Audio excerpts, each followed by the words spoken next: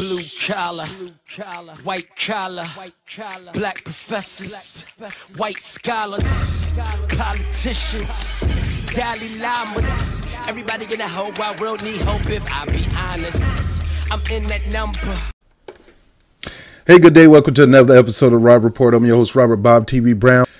So today we're going to talk about winning the election. A lot of people campaigning, and we're going to talk about the spoiler effect and a whole bunch of stuff real quick. And I'm not going to hold you up, but I just have some things on my chest I want to get off my chest.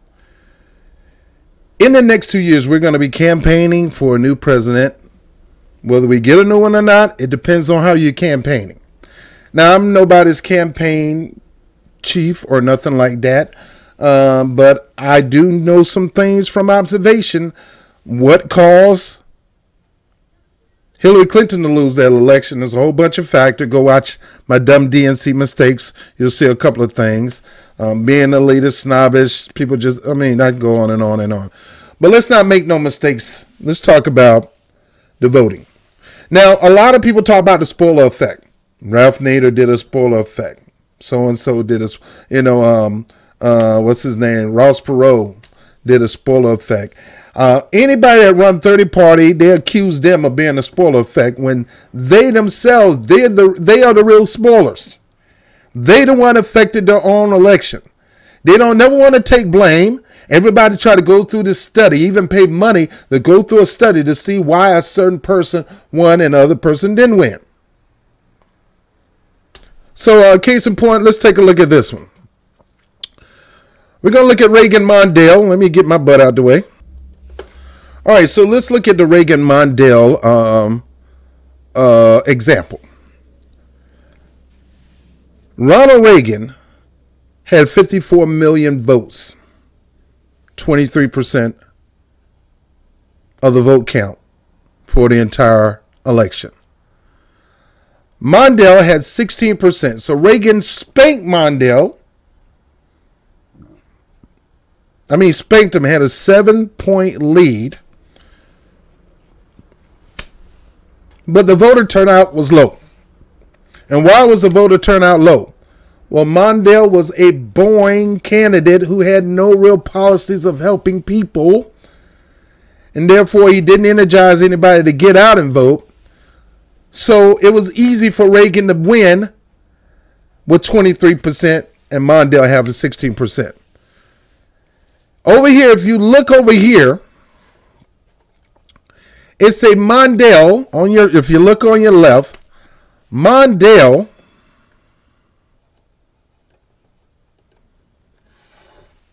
and Reagan didn't fight for more votes. Had they fight for more votes, somebody could have won a landslide. 61%, 143 million people did not vote for either Mondale or Reagan. Why? Because they didn't go out and earn the vote. These politicians think somebody's supposed to just go out there and vote for them. And they will look down on you and smear you and try to make you feel bad, voter shame you, because they didn't demand your vote. They didn't bargain for your vote. They didn't put enough elements out there to encourage you to go vote for them. Now, if you ever get a chance, I'm not going to go back and look at one of Walter Mondale's campaign promises or his platform, and you'll see it sucked. Reagan, Reagan was all about the higher class and all that stuff. So, he won with only 23%. With only 23% of the vote, he won the election, beating out Walter Mondale. 61% of the people did not vote. Why? I'll tell you why. Because they didn't go out there and fight for those people vote. People, you got to stop assuming that people, like I said, it goes back to my series, Slut Vote. These politicians have to stop believing that they just going to get your vote. One of Joe Biden's issue with Hillary Clinton, as he campaigned for Hillary Clinton, they're already saying they're not voting for him. And he said we don't know what they're going to do when they get in their booth. They all going to vote for Hillary Clinton. They all then vote for Hillary Clinton. She lost. 23% of the vote got Reagan the nomination. 61%, half of America, over half of America did not vote. Is it the people who did not vote fault? No. Whose fault is it? Mondale for not campaigning hard enough, not going out there and offering consensus to the people out there on the grassroots? Or Reagan? Well, Reagan didn't have to do much. If Mondale don't get his job done, I'm going to win. And the same thing going to go in this election. If the Democratic Party or any other party don't go out there and get the job done, they're going to lose. All right, so let's look at Ralph Nader, Bush, and the Gore campaign.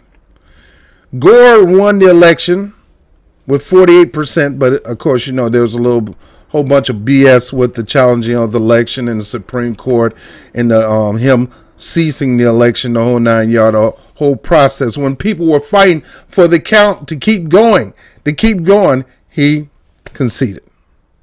Ralph Nader is considered a spoiler because he so-called took 2.74% of the vote.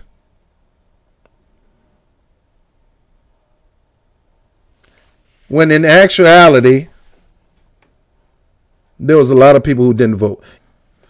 Now, if you look at this part chart, this is from Gallup in 2016 election with Hillary Clinton, Donald Trump. Dems made up 29% of the population when it comes to the voting blocks. The GOP made up 26%, the grand old party. Independents make up 42%. So independents is majority of America. 16% lean Democrat. 14%, the Libertarians, lean toward Republican. The 16% represent the progressives in the party.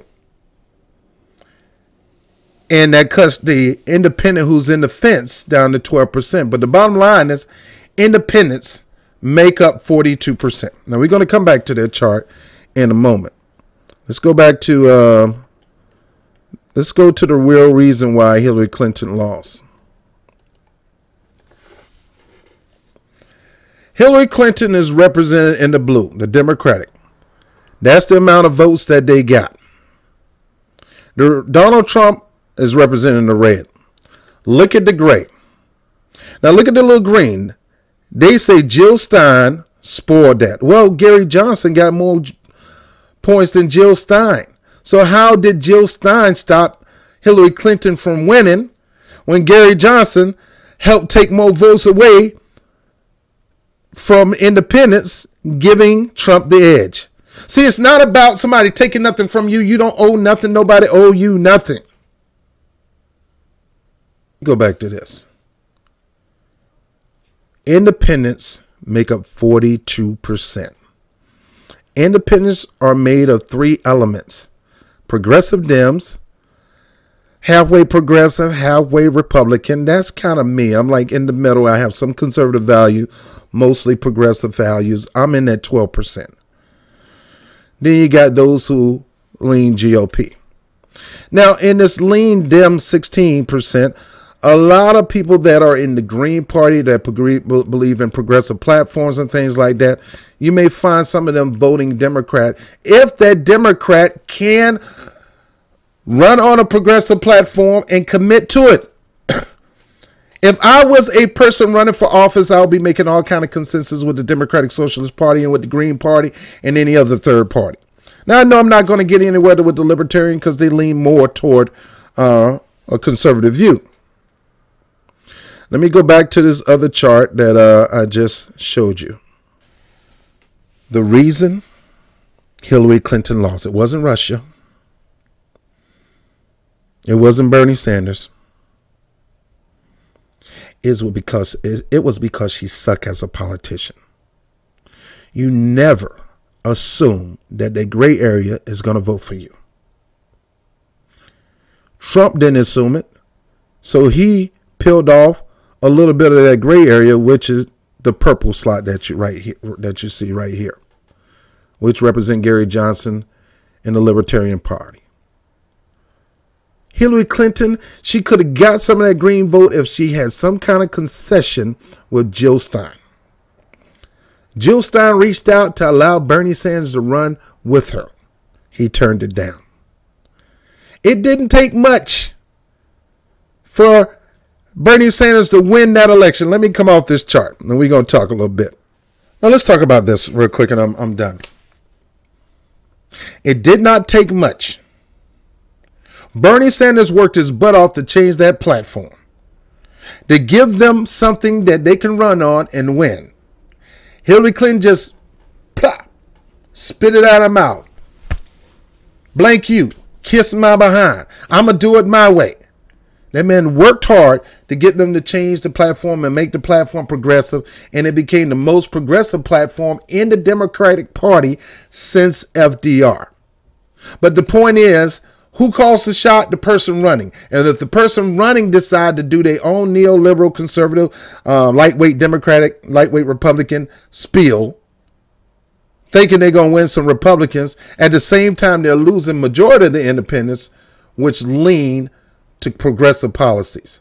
They believe in Medicare for all. They believe in no tuition education. They believe in a whole bunch of stuff. I am not going to go through the list. Look at my list below. Getting rid of fracking, the whole 9 yard, changing our environment, Green New Deal. I got a whole list below what I call the People's Platform. Majority of America support a lot of that platform. And if the Democrat do not come out of their freaking pride and go out there and campaign, and not only campaign, win on that, and then legislate on that, Trump is going to be in office 2020. If the Democratic don't get their head out there behind and realize the Green Party is their ally, the Democratic Socialist Party is their ally, the Working Family Party is their ally, and go down there and meet with them and work with them and come together, Trump is going to be president again in 2020. Right now, we're building up third parties. But will they be able to get a big chunk of the popularity vote? If Bernie Sanders would understand the Walter Mondale and the Ronald Reagan strategy, that chart, that pie chart, and understand Reagan didn't have that much. He only took 23% of the vote and he won. Why? Because majority of America did not want to vote for neither one of those idiots. Same thing go for Trump. Majority of America did not want to vote for any one of those idiots. Most people like me, I don't vote for criminals. I don't vote for people under indictment. I don't vote for people being looked at into the law. I already know about Trump from New York. I'm a New Yorker. Everybody know Trump is big time mafia ties, and who knows some of the evilness that came under Trump that, he's pretty clean, but people around him probably did for him. Who knows that? And everybody know Hillary Clinton is a crook, one of the biggest crooks in Washington, D.C., except these people that just got their head up their behind. But had any one of them come out of their behind and said, look, this is what I'm going to do for you. Trump did this. I got to give Trump credit. He said, I'm bringing back jobs. I'm bringing back coal. I'm bringing back steel. I want our car. I want us to have the best cars. I'm going to do this. I'm going to do that. And Hillary Clinton said, no. Oh, no, Trump bad, Trump this, Trump horrible, he's a rapist and all that. Most people didn't want to hear that stuff at that time. Deal with that stuff later. What you going to do to get me to the polls? Saying he's a rapist and a misogynist ain't going to get me to the polls. Even though it got enough people to the polls to cause her to win the popular vote, it didn't get enough people to the polls in the right, proper place to win the Electoral College vote, which she could have won if she listened to Bernie and ran on a progressive platform and stuck with it and commitment with it. And even go as far as saying, if I don't do any progressive legislation in the next 2 years, I'll step down. Lord knows I'm glad she didn't, because if she would have stepped down, she would have Tim Kaine, and he was worse than her. Yet at the same time, Bernie Sanders had a movement, and he turned his back on his movement, not knowing that he had half of the Democrats on his side that was willing to vote for him. Not looking at the fact that majority of the independents was on his side and was willing to vote for him. Not understanding that he had some Republicans, not a whole lot, but some Republicans that would have went out and voted for them because they like Bernie the independent, not Bernie the Democratic. He would have won that election. He would have been poised to win re-election this year. But because he punked out and chumped out and not looked at the chart of Reagan and Mondale, or sitting there listening to Jeff Weaver, or I call Jeff Weasel, he stepped out of the race and supported the corporate Democrat. And that caused a lot of Democrats to leave the party. And he lost the independents and he lost the potential Republicans because they were not going to support Hillary Clinton. Now, what's the whole point of this? There is no spoiler effect. Any person that run for office, get an opportunity to win, they have a right to fight for the rights of that person. Vote. Voting is a right and a privilege. Nobody gives it to you. You earn it.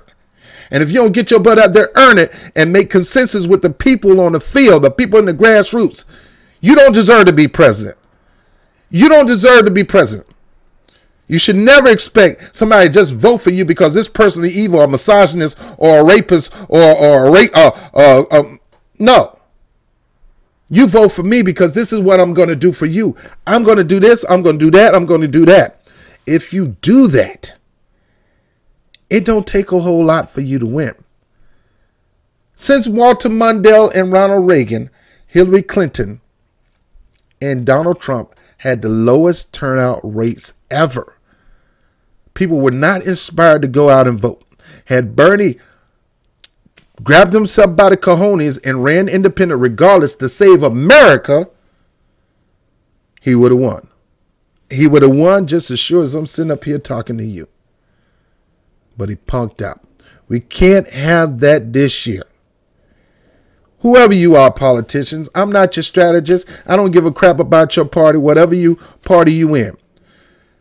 You go make your statement. You don't need to be on a debate stage with these kiss up elite media types that's going to sit here and let these Democrats take the stage and let these Republicans take the stage. Jill Stein did a smart thing last election by inserting her into the debates, even though they would not allow her because they're a bunch of punks. They would not allow her on that debate stage because she would have made them all look stupid. Russian puppet, whoever she is or not, she would have made them look stupid. Why? Because she was the smartest one in the whole bunch. I'm telling you now. Dems better make some consensus. Dems got to get their head out of behind and really go out there and run on a platform and commit to that platform and even give yourself a term limit that if you don't make that platform happen in 2 years, not 4, 2 years, you're going to step down and let somebody else who will become president. You got to get out of your circle and get out there and get with the people that with the Democratic Socialist Party, even some Republicans, even the Green Party. Jill Stein, make her your advisor if she don't win the election.